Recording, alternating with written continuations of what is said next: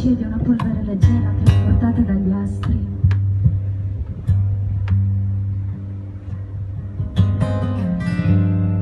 A farsi vento.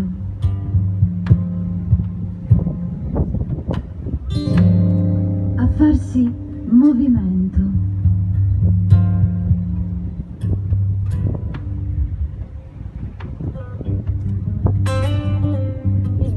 A farsi ritmo e danze.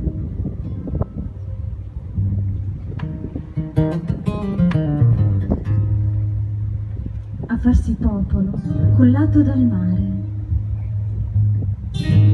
che amava migrare e scambiare, pettinato dai venti.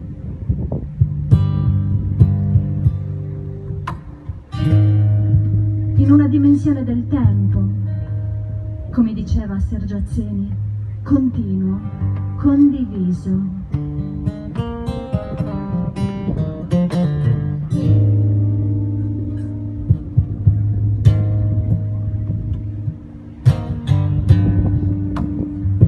Come tanti Antonio Setsu o custodi della memoria.